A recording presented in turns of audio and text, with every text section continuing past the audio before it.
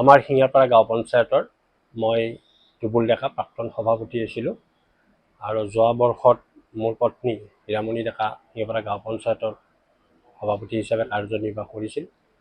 আজি প্ৰায় এসপ্তাহ 10 দিনৰ পৰা সামাজিক মাধ্যম যোগে আমাৰ ভাৰতীয় জনতা পাৰ্টিৰে এজন কাৰ্যকৰ্তা আছিলে আৰু সময়ে সময়ে তেওঁ বিধায়কৰ বিৰুদ্ধেও নিৰ্বাচনত অৱতীৰ্ণ হৈ তেওঁ তেনেকুৱা ধৰণে ভাৰতীয় জনতা পাৰ্টিক এজন নিজকে ডাঙৰ নেতা বুলি ৰাইজৰ মাজত তেওঁ ক'বলৈ বিচাৰি ফুৰে।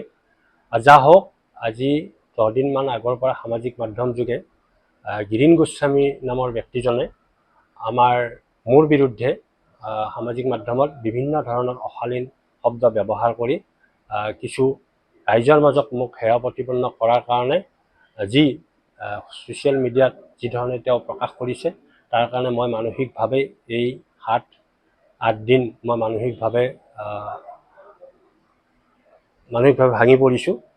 আৰু তেনেকুৱা তেওঁৰ সেই পোষ্টত, সামাজিক মাধ্যমৰ পোষ্টত বিভিন্নজনে শিঙাৰপাৰা গাঁও পঞ্চায়তৰ বিভিন্নজনে তেওঁ কমেণ্ট কৰাৰ ফলত বিভিন্ন কমেণ্টৰ কিছু ব্যক্তিক তেওঁ যোৱাকালি আমাৰ শিঙাৰপাৰা গাঁও পঞ্চায়তৰে কেইজনমান ব্যক্তিক তেওঁ শিঙাৰপাৰা চকলৈ ছ'চিয়েল মিডিয়াৰ যোগে তেওঁ মাতি পঠায়, তেওঁলোকক কিছু ভাবুকি প্ৰদান কৰে। আৰু তেনে ক্ষেত্ৰত মই গম পোৱাত, মই তেতিয়া ঘৰত আছিলোঁ আৰু ঘৰত থকা সময়ত মই আমাৰ ভাৰতীয় জনতা পাৰ্টিৰে বহুত কাৰ্যকৰ্তা হয়, শুভাকাংক্ষী হয়, আৰু তেখেতসকলে শিঙাৰপাৰা চকত যেতিয়া গিৰীন গোস্বামীয়ে মাতি পঠিয়ায় আৰু তেতিয়া আমাৰ সেই কাৰ্যকৰ্তাসকল ৰাইজ ওলাই যোৱাৰ পিছত তেওঁক সুধিবলৈ বিচাৰে। আৰু এনেকুৱা ক্ষেত্ৰখনত আমাৰ শিঙাৰপাৰা গাঁও নিবাসী প্ৰদীপ তালুকদাৰ আছে, আপোনাৰ দীপক বৈশ্য, বিভিন্নজন কাৰ্যকৰ্তা ৰাইজ আছিলে। তেওঁলোককো ব্যক্তিগতভাৱে তেওঁ মোবাইল যোগে মেছেজ দিয়ে। ঠিক তেনেকুৱা ধৰণত আমাৰ ৰাইজখিনি অতিষ্ঠ হৈ যোৱাকালি তেওঁক যেতিয়া এই কথাখিনি তেওঁক সুধিবলৈ বিচৰা সময়খিনিত মই গম পোৱাত আমাৰ কিছুসংখ্যক ব্যক্তিয়ে জনোৱা মতে তেওঁ এখন ডেগাৰ লৈ ওলাই আহি আমাৰ এইখিনি ৰাইজক তেওঁ ঘপিয়াবলৈ উদ্যত হয়। আৰু তেনে ক্ষেত্ৰত কিছু ঠেলা ঠেলি কৰি আৰু তেওঁলোকৰ ঘৰৰ সৰু ভাতৃৰ হস্তক্ষেপত বিষয়টো তাত আলোচনা কৰা হ'ব বুলি কৈ আমাৰ এইখিনি মানুহ পুনৰ গুচি আহে। আৰু তাৰপিছত আমি গম পোৱাত তেওঁ এতিয়া আমাৰ বিৰুদ্ধে বাইহাটা আৰক্ষী থানাত তেওঁ গোচৰ ৰুজু কৰিছে। আৰু এই ক্ষেত্ৰখনত মোৰ পৰিয়ালক মানসিকভাৱে হাৰাশাস্তি কৰাৰ লগতে আমাৰ শুভাকাংক্ষীসকলক তেওঁ বিভিন্ন ধৰণে হাৰাশাস্তি কৰাৰ ফলত ইতিমধ্যে আমাৰ কেইবাগৰাকী ব্যক্তি বাইহাটা আৰক্ষী থানাত গোচৰ প্ৰদান কৰিছে। গতিকে মই এজন ভাৰতীয় জনতা পাৰ্টিৰ বহুতো পুৰণা কাৰ্যকৰ্তা হয়। মই জিলা পৰ্যায়ত দায়িত্ব গ্ৰহণ কৰিছিলোঁ, জিলাৰ সাধাৰণ সম্পাদক আছিলোঁ, লগতে মই ভাৰতীয় জনতা যুৱ মৰ্চা উত্তৰ কামৰূপ জিলাৰ সভাপতি আছিলোঁ।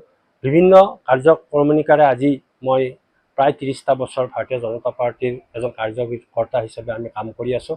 গতিকে এনে ক্ষেত্ৰত গিৰীন গোস্বামী বোলা ব্যক্তিজনে ভাৰতীয় জনতা পাৰ্টিৰ ভাৱমূৰ্তি ৰাইজৰ মাজত বহুত বিনষ্ট কৰিছে।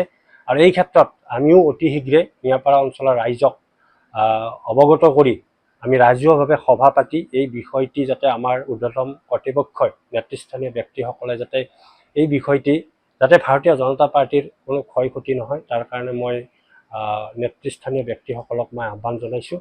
গতিকে ইয়াৰ যাতে এটা সমাধান সূত্ৰ হয়, যাৰ দ্বাৰাই এই অঞ্চলটি সামাজিক ক্ষেত্ৰখনৰ লগতে বিভিন্ন ক্ষেত্ৰত আমি শিঙাৰপাৰা গাঁও পঞ্চায়তে আগবাঢ়ি যাব পাৰোঁ, তাৰ কাৰণে মই ৰাইজক অৱগত কৰিছোঁ। ধন্যবাদ। মোৰ নাম শ্ৰী পুৰবী বৈশ্য। মই শিঙাৰপাৰা গাঁও পঞ্চায়তৰ নৱনিৰ্বাচিত সভানেত্ৰী। যোৱা আমাৰ 9 তাৰিখে গাঁও পঞ্চায়তৰ সভানেত্ৰীৰ পদৰ মই ঘোষিত হৈছিলোঁ নিৰ্বাচিত বুলি। তেতিয়াৰে পৰাই শিঙাৰপাৰা গাঁৱৰ দীপেন তালুকদাৰ ডাঙৰীয়া আৰু পাত্ৰপুৰ গাঁৱৰ মুনীন ডেকা, এই দুজন ব্যক্তিয়ে মোক মানসিকভাৱে বহুত টৰ্চাৰ কৰিছে। লগতে যোৱাকালি ৰাতি প্ৰায় 11:30 মান বজাত মোৰ কৰিডৰলৈ আহিছে। সেইখিনি সময়ত মোৰ স্বামীও ঘৰত নাছিলে। তেখেতে মোৰ ঘৰখন জ্বলাই দিয়াৰ লগতে মোক ব্যক্তিগতভাৱে বহুত টৰ্চাৰ কৰিছে আৰু কৈছে যে গোটেই ঘৰখন জ্বলাই দিব, বিজেপি কৰিছ, বিজেপিক জ্বলাই দিব, এনেকুৱা ধৰণৰ ভাবুকি দিছে।